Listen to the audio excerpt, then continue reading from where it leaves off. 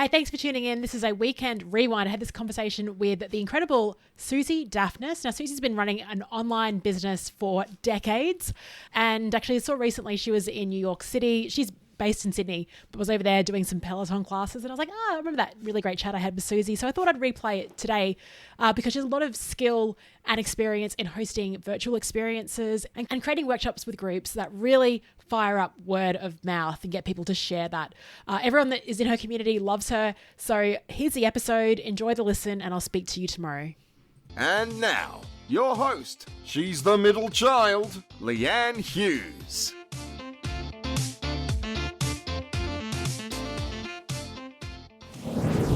Today's guest has an event background, and you can really tell when she describes what she does to make her workshops, virtual or in person, amazing. My guest is Suzi Dafnis, and she is the CEO of HerBusiness. That's a collaborative online community of women who are growing and scaling a business. For over 25 years, HerBusiness has provided mentoring and training to help women grow a sustainable business, and she has grown multiple multi-million-dollar businesses which are online, offline, product-based, and service businesses. You can learn more about Suzi at herbusiness.com. Enjoy the show. Suzi, thank you so much for joining us on the show. I'm so excited to be here. I am really looking forward to our conversation. You have a really diverse skill set. You do a lot of different things, so not just pure facilitation, but marketing, podcast, production. You've got a massive community. So how would you describe what you do for listeners? And also, how did you discover the work that you do now? My official role right now is the CEO of HerBusiness, which is an online community of women business owners all over Australia, New Zealand, and increasingly other parts of the world. And we help women to go from perhaps being a solopreneur with all the responsibility on their shoulders and feeling overwhelmed and underpaid and all those things to creating a sustainable business, whether that is them on their own or whether they want to build a team. And we do that through online training, through in-person training when we can do that, through our mastermind program, and through a ton of free resources like our podcasts, our blog, and a number of free webinars that we run throughout the year. Yeah, I love that. You do so many different things. And I was very attracted to your podcast. So one of the flip charters, you're in the flip chart group as well. Actually, I had a friend reach out and she's like, oh my goodness, Suzi Dafnis is in your Facebook group. It was pretty funny. So she's obviously... I love the group. It's really, really helpful. I've picked up a lot of tips while I've been there. And of course, anything I can contribute. It's a great community. So congratulations. Oh, thank you. And that's how I discovered, your awesome podcast. And when you talk about solopreneurs, that's me. I've been out of corporate for a couple of years. So I definitely understand that whole plight of doing everything on your own and having things on your shoulders and then hopefully scale into something where you can kind of remove yourself. That's the dream, right? It's totally possible, and I'm letting you know. But also, I think that the episode that really attracted me to your show was your virtual conference, but also listening to your podcast. You've been doing online training for over a decade. So that's also interesting. It's kind of like everything that you've done in your past has positioned you for this year. There's no better Absolutely. Yeah, I'd love to talk about that. Yeah, let's talk about your virtual conference first, because you've had it's an incredible in-person event. I've heard the event, when it has been run in person, is just a lot of attention to detail. People feel celebrated. So how have you created that level of engagement through the virtual world? We have been doing online programs since 2006. We did our very first webinar. And then we started to do a series of webinars, and people would write and say, where do I park? I don't know where to go. And it's like, okay, this is so new. So we have done thousands of webinars. And so a lot of online training, online courses, all sorts of different formats. And so when this year, everyone suddenly had to pivot from doing in-person events. And I had an events company for 13 years. So I've worked with a lot of trainers, facilitators who would schlep our bags, right, to different cities to do events, who now suddenly their careers, their businesses had fallen into a hole because they didn't have a way to do what they did and get the same fees and reach the same audiences as online. So we've been doing a lot this year to help speakers and facilitators to take their work online. So one of the things that we do is we do an annual conference, and we invite women from all over Australia to come together to network and hear from world-class speakers. And so we had an event scheduled for June, and then we pushed it out because we thought, this COVID thing will be done by October. And then as it got closer, it became apparent that this COVID thing was not going to be done. In the meantime, we have a high-level marketing mastermind program for women as well. We had already tested doing 2 full days on Zoom very successfully, with people getting even more than they would out of a person-to-person event. So we were pretty confident that a few things. We knew how to put together a curriculum.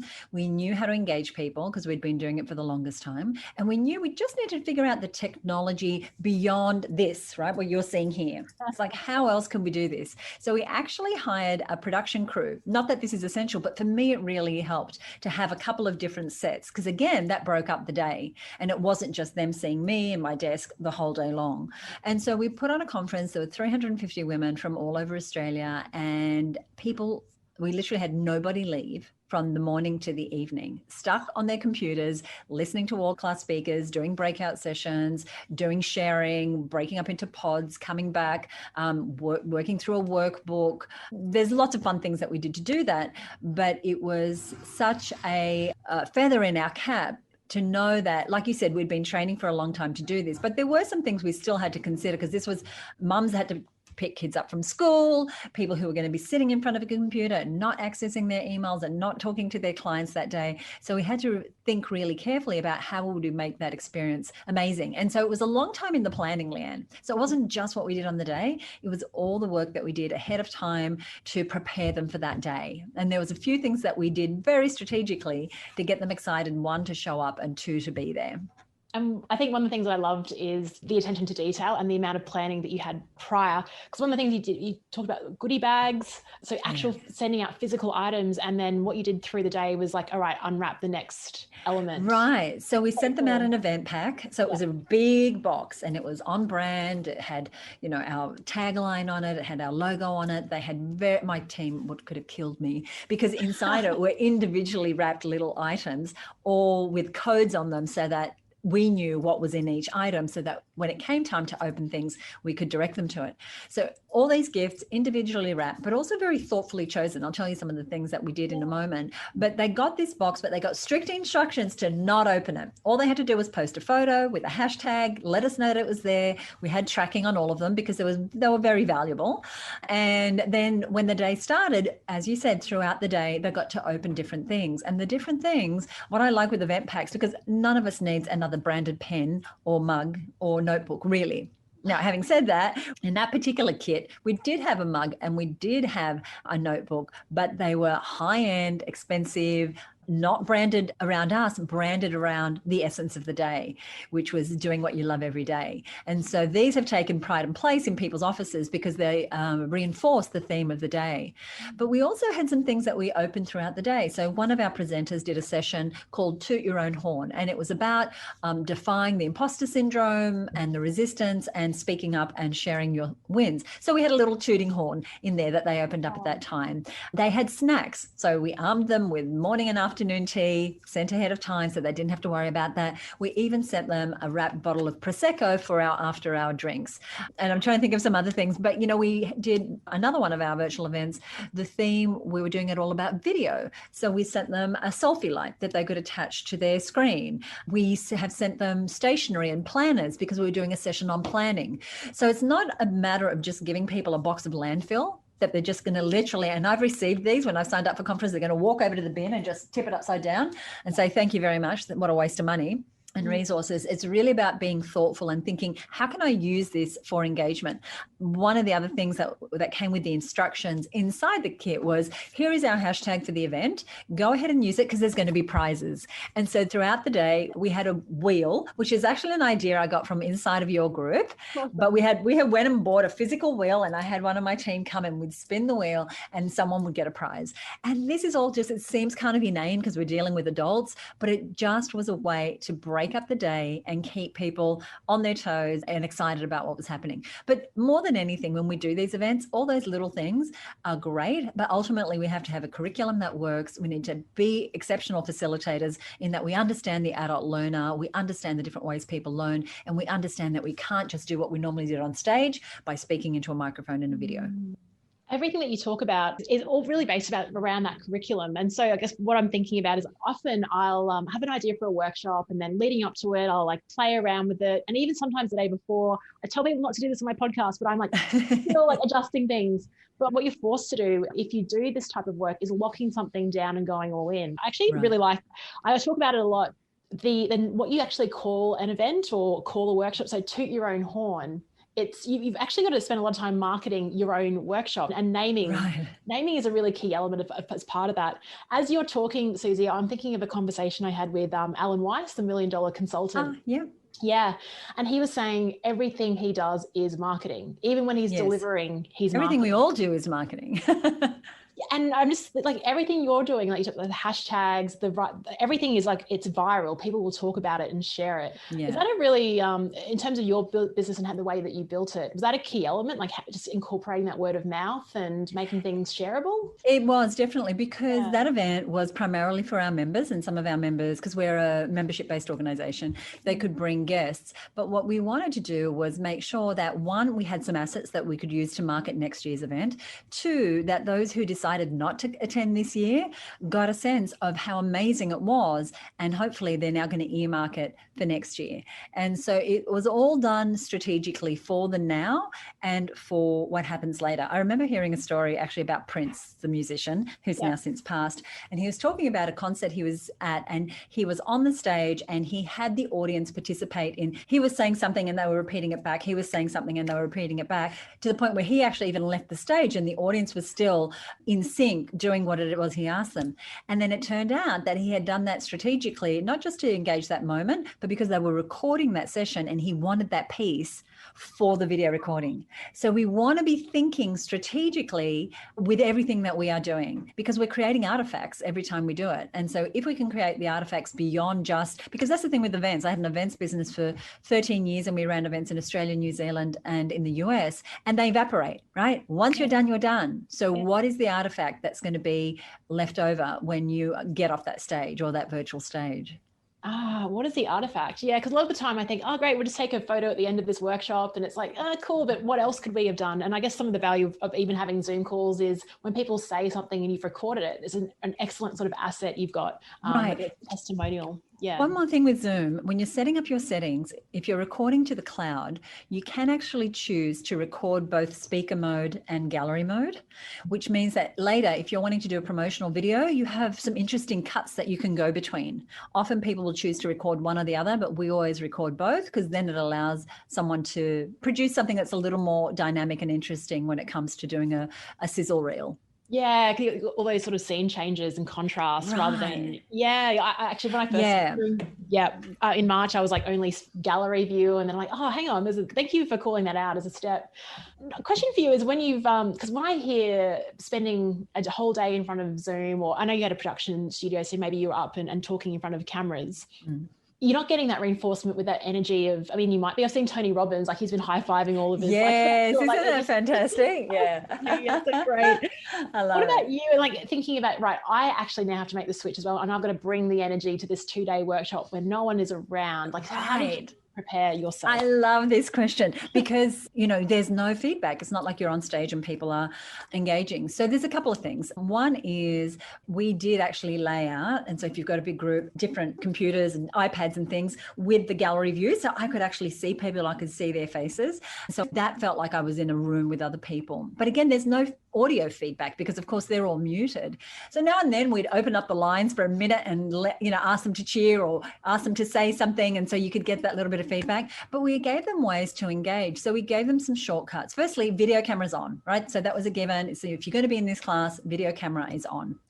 Microphone is off unless you're, being asked to speak. And so they could actually see each other. We also showed them, hey, this is gallery view, this is speaker view. This is how you reduce the size of the slides and see more people, or you can increase the number of slides because there's bullet points that are worth doing. So giving them a little bit of this is how to get around Zoom, but also showing them things like in the participants, breakout box, whatever that is, here's how you do a hands up, a thumbs up, using the reactions and letting them know how to do that. We also armed them with reaction cards. Oh, I love that. We created a few different reactions. There was applause, there was great idea, there was a couple of other things that we introduced the language, and so they understood what they were. And then people would just, on their own account, go ahead and do that. Or we said, if you're going to applaud, doing this doesn't show up the same way as doing this. And of course, if you're listening to the podcast, What I'm doing is moving my hands right up close to the camera as opposed to having them close to my lap where I might normally clap, because it's a different sort of medium. And now I've totally forgotten your question. Oh yeah, it was about engaging with them. Plus also calling people out. So, saying, okay, so who would like to answer this? Here's a question, go ahead and put it in the chat. And then I would call people out. Hey, Mary, I see that. Or we did a live Q&A in one of them where I actually had someone interview me asking audience questions, or occasionally we'd open up a line and let that person speak. So all those things are best when, like you said, they're premeditated, you've thought about it beforehand, you have your system down, and you have the logistical support should you need it in order to make those things happen seamlessly. So we would send them on a break, we would turn music on, so it was just like what we do in our real life events. So someone was responsible for making sure that when that slide progresses, that next one's got music, and that's what's taking them to the break, and then that's staying on during the break, and then it's transitioning to the call-in song or the callback song or whatever you did. So it took a lot of pre-planning. Yeah, it's love the attention to detail that you talk about. I did this episode, I was like, I think it was like 12, it was a 3-part series of 12 rules for facilitation. And one of the rules was never underestimate the importance of catering.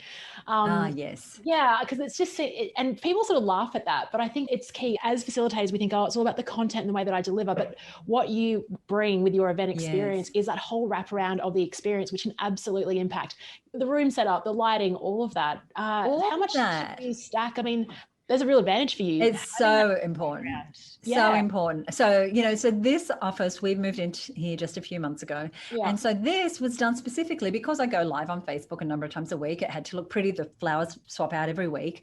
And similarly, anytime, your lighting, your sound, when people are like this over the camera and they're really badly lit, or they're coming to you and they're in their tracky decks or whatever. I mean, that all speaks. It doesn't matter that you're at home working. It's bringing that level of professionalism. The other thing is, if you can get like the best quality camera that you can get, the best microphone, and things have changed so much, Leanne, because like I said, I've been doing this for a long time, but if I have a fetish for anything, it's microphones and headsets and things, because I use them all the time. And so I'm always getting the new thing. But these days you don't have to spend a whole lot of money, because most electronic stores have a pretty good quality of whatever it is. And your backdrop could be a set of books laid out in color code, or it could be a very simple, banner that you put up, or a TV screen that has your logo on it, or something like that. But it's being thoughtful about those things. And speaking of catering, I had an event business for 13 years, which I sold now over 10 years ago. And we would bring out speakers from all over the world, and we would spend so much money on the whole thing. And people would be spending a lot of money, and yet they would be talking about the quality of the food. Yeah. And you always want to take care of people, whether it is virtual or not. It's like the conferences, which give you some, a big drum of coffee and that's it, like fend for yourself. You are really doing yourself a disservice, in my experience, because even if you charge people that little bit more, but give that little more, in my experience, it always comes back tenfold, because you're representing your brand. Like you said, we're always marketing, and the quality of the stuff that shows up in your event pack, the quality of what your backdrop looks like, the quality of the sound. And when we are doing virtual events, people need to be able to hear us. And, we have to they need to be able to see us, and paying a little bit of attention to that. I mean, that's just, for me, it's just professionalism. But again, because I've been in events for so long, that level of excellence really matters to me and to my team. Yeah. High five. I absolutely agree with you. And not only that, so, I mean, you've got great sound, your background's great. I think that the thing that impresses me most is your ability to engage on video, your level of energy, Suzi. Like, it's, you just come onto this call, you like have all this excitement, enthusiasm. So you really, I think you lead with that energy. Has that always been a way that you operate? Like, how do you maintain your energy? I'm not always at this level, but when the camera's on, when the microphone's on, it's showtime, right? You are now on stage. And so because people, I can't see, I mean, I can see you and I can hear you, but someone else might be watching and they can see me, but I'm not necessarily paying attention to them. Communication is only a small percentage of the words. A lot of it, as you know, is the energy we bring. So when it's showtime, and I'm on and I'm there and I'm present for the people. And I'm actually an introvert. So when I come off stage, whether it's a virtual stage or a real stage, I need to recalibrate. And I need a little bit of quiet time. But the energy I bring is going to dictate the response there. Now, it doesn't mean you have to be a fruitcake, and be unnaturally on a high. And you don't want to be on a high the whole time either. It's like if I were you, and not you, but someone listening, and perhaps you don't know how to control your voice, so that sometimes it's soft, sometimes it's loud, sometimes it's excited, but sometimes it's more serious, then understanding voice control is part of that engagement. And it becomes even more important when we're doing things like this, knowing how to pace, knowing when to make a point, knowing when to pause effectively, and knowing when to speed it up and move things along. So that is, again, honing your craft. With your voice, did you do any sort of voice coaching or just teach yourself or reflect on what you were saying? Because you've got a great voice. The way Thank that you. moderate that is very Well, I think part of it is I'm lucky that I've got a strong voice, and that's just something that's come hereditary. However, when I first started podcasting many, many years ago, about that time, my partner PJ had actually bought me some singing lessons as a Christmas gift by a wonderful woman named Anne-Marie Wilshire. She's got a business called Vibrant Voices. And so I went along and I was practicing, I think it was Madonna's version of Fever or something. And I'm like, why am I even doing this? It's not like I'm going to go singing, but it was a fun Christmas gift and I loved it. And I said to her, hey, Anne-Marie, you know what would really help? I'm starting podcasting. And I feel like, if anything, if you could help me so that I stay engaging as I'm speaking on my podcast, that would be far more valuable to me than learning how to sing Fever, the Madonna version. And so in just a few lessons, she just really got me clear on just noticing what my voice was doing, but also just staying very centered and very present and speaking to one person. So sometimes I hear people speak and they're yelling into the microphone, like so everyone has to hear them. And the truth is, the microphone is your friend. The microphone is right there. You don't need to yell if you've got a good quality microphone. You don't need to project your voice to the back of the room, because you are already projecting to the back of the room.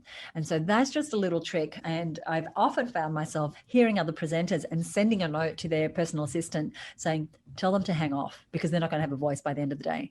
Quit yelling. And quick yelling into the microphone. You don't need to do that. But for me, it is something that I do pay attention to. And because I do podcasts, I have to obviously protect my voice, but also it's just practice and getting a little coaching. And right, it's like any skill we want to advance on, there's people who are experts at that who can help us with that.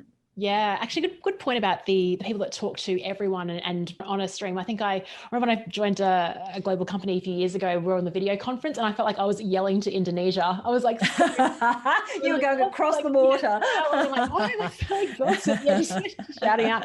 Also, in terms of language, like I know when I started my podcast, I was like, hey, everyone, welcome to the show. It's like, but I'm not talking to everyone. I'm talking to, and you, Suzi, you use the word you all the time. I'm talking to you.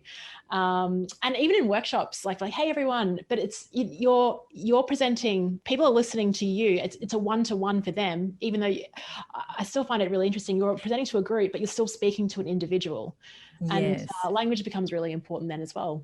Yeah, that's a really, really great point. And it can be easy to trip, and because we think, oh, my listeners, I'm listening, or people who are viewing. Yeah. But right now there's just one person at a time, hearing us speak or watching us. And I think that's you'll just build intimacy with that person if they don't feel like you're not really speaking to them. Yeah, it's very subtle. So Suzi, part of my podcast is I love to talk about facilitation, but the other part is I love talking about building businesses, because I left corporate 2 years ago and I'm starting my own thing, and sort of just sharing my journey as I progress through, stumble and fall, hopefully not too much, but also have a few wins.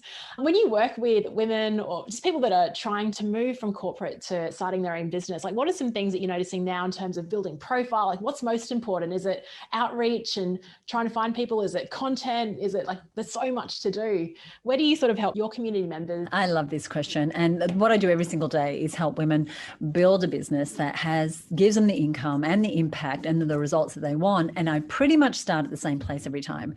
And that is, you need a couple of things. You need to know who your ideal client is. And often we can be very broad in who we think our customer is. And when we try and be all things to everyone, we end up being nothing to nobody. So if you're a facilitator, if you're a trainer, and I was just giving a member feedback about this morning, you want to be very clear. So if you're saying, I help teams to become more effective, what sort of teams, what size teams, in what industries, at what level? Is it C-level?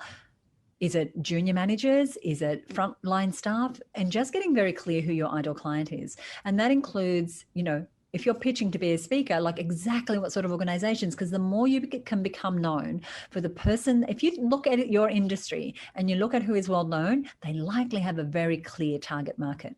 And so for anyone growing a business, get very clear who you're for and who you're not for. One of my favorite marketing mentors, Seth Godin, always said, you want to be able to say, I made this for you, but not for you.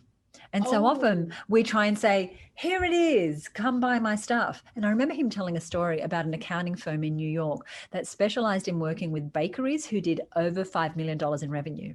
Now you'd think that's a very small niche. How are they going to make any money? But no, they're very profitable, because if you're a bakery and you're doing over $5 million, then you want to go to the person who understands the tax laws and the financial strategies and how those businesses work.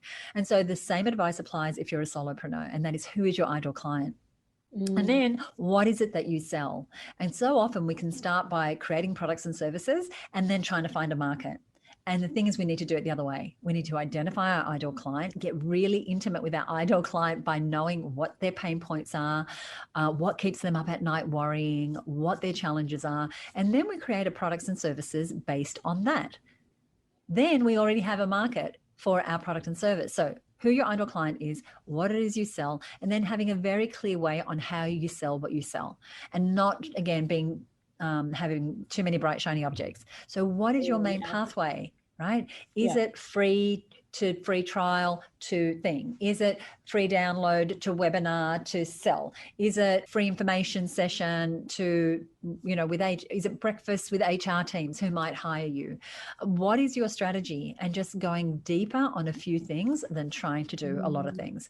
So they're kind of the three core things. But any business, whether you're a solopreneur and it's just you and maybe you outsource a few things, or you have some virtual staff, or whether you have a small team of people, or whether you have a team of people and you're growing to a big team, there's some fundamental areas of business that every single business has to have working for them. And they are we call them the HerBusiness growth zones. And these are things that we've mentored to and coached to for over 25 years. And that's things like planning and systems and technology and reliable sales and marketing and money and people and even you, right? And your mindset, because the mindset of a solopreneur is so different to that of someone who's growing and scaling a large business.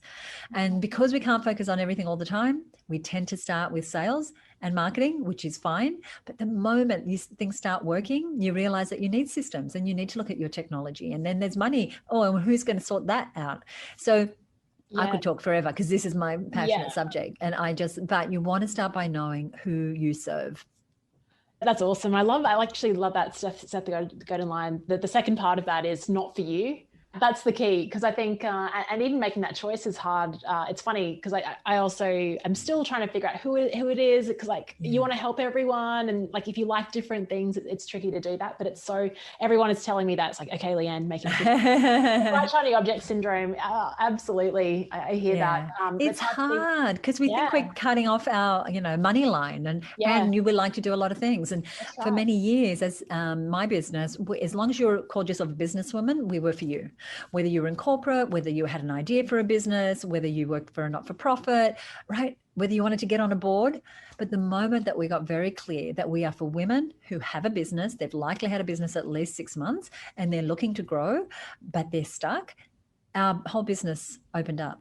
And we continue to get tighter and tighter on that definition of who our ideal client is. But the broader we stay, we actually want to go, a friend of mine says, she's an American, she's Canadian actually, says an inch wide and a mile deep. So getting very narrow and then really going for that market is far more fruitful than trying to be all things to all people. And again, every week I'm reviewing members' positioning statements, and it's the same thing over and over again. It's like you're trying to be too many things, or you really don't understand what the pain point of your client is. And so if you don't, interview a few of them. Find out what it is, why they're attracted to you, why they might need a service. And the moment that we do that, Leanne, and we get their language, our marketing is done. Yes. Because we're using their language, not our marketing blah, blah, to talk about what it is that they want. The marketing blah, blah. It's hilarious. Because when COVID hit, I was like, what do people want? And so I just went on a listening tour. I just put it to my email list, book in a 20-minute time, and I'm just going to listen.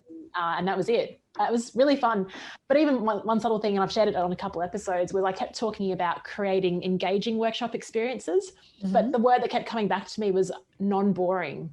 Oh, right. That whole like Right. running away from the painful, non-boring experience rather than to the engaging experience. And so I did a webinar and it was like creating a non-boring experience. And It flew, like right? the test, and that one just went like through the roof. Just from listening, Right. actually. Because you were using the actual I language. was using That the is so language. powerful. Yeah, yeah. And even the word, like, because the podcast is called First Time Facilitator, but the word facilitator can be, I mean, many different things. So I'm also thinking like, is it accessible to the people that I want it to be accessible to? So absolutely love the idea of listening in. Now, Suzi, you talk about a lot about your membership, and I was a member of Steve McLaren's Tribes experience this year, and great.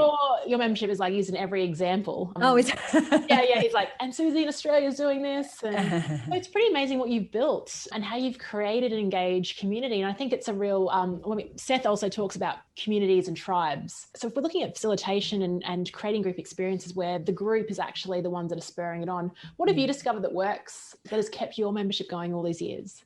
I love customer stories and I love to get members involved in our membership. So our membership is called the HerBusiness Network, and it's a pay by the month or pay annually kind of membership. And there's a whole lot of things that are included and bonuses and all that sort of thing.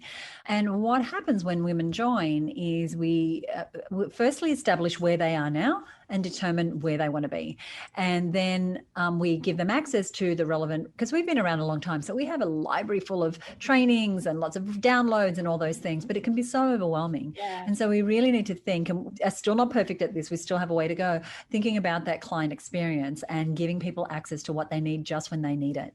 But what we found, again, because we know our customer is one of the main things they want, is to know that they have a place of like-minded people to reach out to and ask questions of. So we give them lots of opportunities to do that. We do 2 events a month where they get opportunities to brainstorm things that are happening in their business, but they're not just throwing spaghetti at a wall. They are asking other women who are likely doing those same things. They're doing a lead magnet, they're launching a membership, they're doing an online course, they're having a Black Friday sale.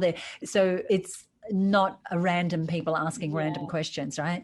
And the other thing is they get away from isolation because they feel like they're part of something. And even though they're working on their own and as small business owners, it can be really lonely, even though we're connected with social media, because we don't have a sounding board for our ideas. So we create ways for them to be connected, whether it's through the facilitated events that we do every month, or through our accountability groups, or through our shared experiences inside the Facebook group, where we do engagement posts that ask people to share of themselves, whether we do our monthly challenges that we do, whether that's a sales and marketing challenge or a systems challenge. So we just build in ways for members to get involved. Now, do all members get involved with everything? Absolutely not.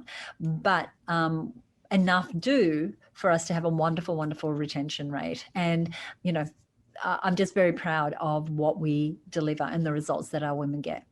Yeah, because that's what it's really about. And you talk about the transformation piece, which is critical. It keeps someone sticking around. And I even think of my experience being involved in, I've signed up for different memberships, and how, sometimes you're like, I'm really into it. And then other months, like life just takes over and you sort of tap out. So it's nice that you can sort of dip in and weave in and access resources when you need to. You mentioned your Facebook group and that you do a lot of Facebook Lives. And I'm just curious, in the 10 minutes leading up to a Facebook Live, like, what are you doing? Are you like, I don't know, doing your power pose? Are you? I love it. Oh, we haven't been very good friends, Facebook Lives and I. I remember doing my very first Facebook Live, and I had some friends, actually a couple of members of your group, and I were at my place and we were having a peer-to-peer sort of accountability meeting. And I said, I won't swear, Facebook Lives. And one of my friends said, let's do one now. I'm like, absolutely not. We are not doing one right now. We'll just do it into a private group. It'll be fine. And so she put up the camera and we just goofed around and it was done. And I'm like, okay, I don't like it. I don't feel like I'm in control. Like I don't have my notes and it's not, it's all live happening right now. Yeah. And so for the longest time, it was just such a barrier. Just to get live every week was such a barrier. So I've had to hack my behavior and had to create programs that make me show up. Even though it's so much easier to show up, hacking my behavior really worked. And part of that was setting up a Monday morning interview with one of my members that was pre-scheduled, confirmed. They answer a bunch of questions that inform the interview and how it's going to go. And so Monday morning, typically at 11 a.m., I'm going live on our Facebook page. And that happens every single week, except for public holidays and except after big promotions, blah, blah. But that's a consistent one. Going live to my inner circle, that's easy. For me, going live to the general public, don't know me from Adam, is a little bit harder. but it's become easier. And part of it is having a system, hacking my own behavior, bringing other people on, because I love interviewing, just like you must do, because you do it on your podcast. That makes it easier. But also just pre-planning just some key bullet points, or sticking to my knitting with what is my core content, and looking at that same core content 25 different ways. And sometimes it's the simplest things that can get traction, as you know, than the ones that we overthink. And so Facebook Live has been very powerful. The most powerful thing about it, Leanne, has been that you can retarget people with ads. Once they view your Facebook Live, you can show ads to anyone who has engaged, whether they viewed 3 seconds or 5 seconds or the whole thing, it doesn't matter. You can retarget them. So it becomes very powerful from that perspective. But for me, it's about consistency, and going into a new year, as we're recording right now, for me, it's about being even more consistent, not just publicly, but, we have a free group as well. And sometimes I'm in there, sometimes I'm not. And it's about being more consistent with Facebook Live, because like I said, because just the ability to retarget people who watch your lives on your page is hugely powerful. Yeah, I didn't even know that you could do that. And you nailed it with consistency, because usually I'll only go live in the flip chart.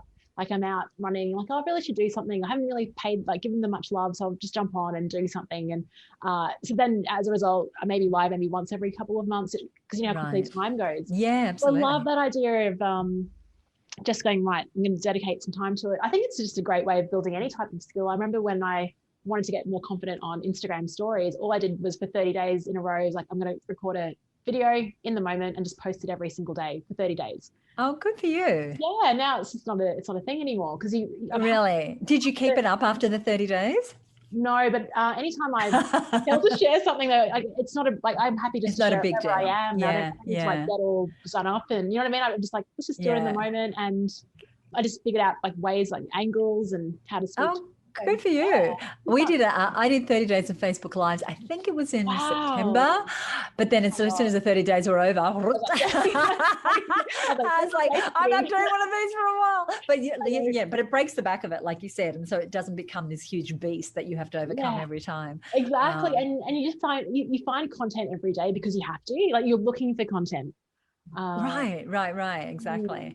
And the thing with that content, and I was talking to a friend about this morning, is that becomes valuable content that can then become a podcast episode, it become a blog post, it can become a series of social posts. So we don't have to create different things from different media. We can create one thing a week that's really juicy, and then we can package and parcel it in so many different ways, and that way it becomes less overwhelming. And I'm saying that to myself as well, because I can sometimes think, oh, what am I going to say? And I'm like, well, you've got these great trainings that you've just done, do them as a podcast, or take that and do that as a Facebook Live. Yes. So for instance, this week's my Facebook Live did become my podcast.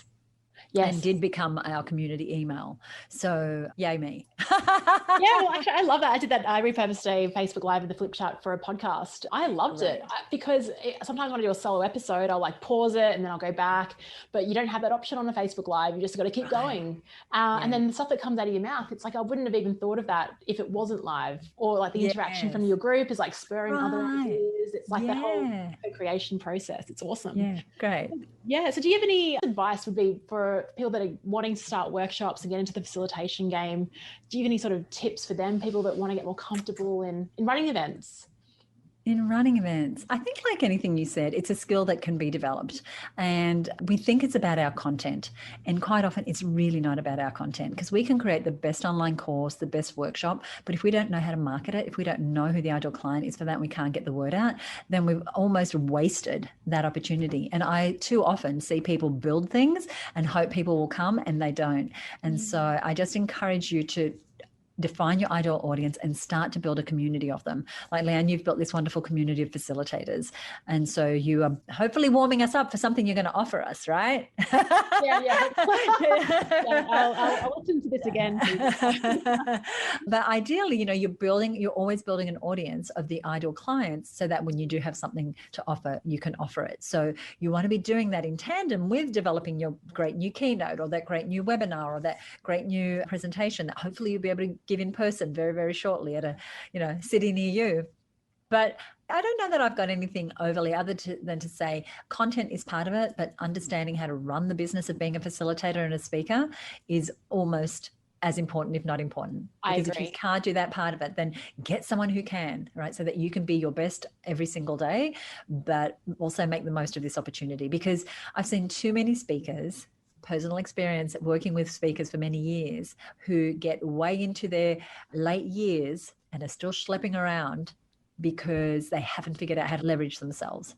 And they're speaking not so much because of the love of speaking, but because they need to keep speaking, because they haven't handled the other side of it, which is creating a business of it, or finding some things that can be automated, or embracing online and being able to sell their talks or their workshops day in, day out, 24/7, right? And so I know a lot of people whose businesses went from X dollars to zero this year because you weren't ready. And so even though it looks like COVID is freeing up and things will be better in the new year, I encourage you to not let go of this idea that you want to have another stream of revenue, which is more automated, that doesn't require you to be on foot with a suitcase in a hotel room somewhere.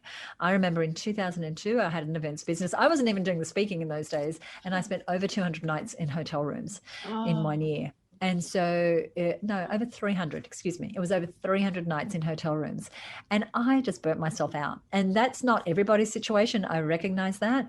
And like I said, I wasn't even the speaker, but I prefer to be able to do those things at choice. Agree. And having more than one revenue stream allows us to do that. Oh, I love that. Thank you. And yeah, because I same interview with Alan Weiss. I said, I've been busy delivering. I don't have time for marketing. And he's like, well, your business model's wrong. I was like, oh. But it's true. It's absolutely true. And you've actually got to create that space. And it's as a solopreneur, like you want to say yes to everything, but you got to create that absolutely to create those assets. So it's wonderful, the work that you're doing. Thank you. If anyone would like to find out more about, your membership, your podcast, all of that, where should we send them? The best place is probably HerBusinessNetwork.com. Our membership is closed. We only open up 3 or 4 times a year. But if you go to HerBusinessNetwork.com, there is an opportunity to request an invitation. And then the next time the doors open, you'll be the first to be invited. Awesome. All right, we'll put that in the show notes as well as all of the other stuff that you do, your Facebook group. Suzi, it's been delightful talking to you. I absolutely love your energy, the work that you do, the message that you're sharing. I think it's very aspirational. So thank you for being you and for being on the show today, for your time. Thank you so much for having me. Hey, thanks so much for sticking around. You've reached the end of another episode of the First Time Facilitator podcast. Connect with the show at firsttimefacilitator.com. or follow me on Instagram at Leanne Hughes to find out what I'm up to during the week. If you enjoyed this episode, please feel free to share it with someone who will also appreciate the insight, and make it easier for yourself and subscribe to the show in your podcast player of choice. Thank you so much for listening, and chat to you next week.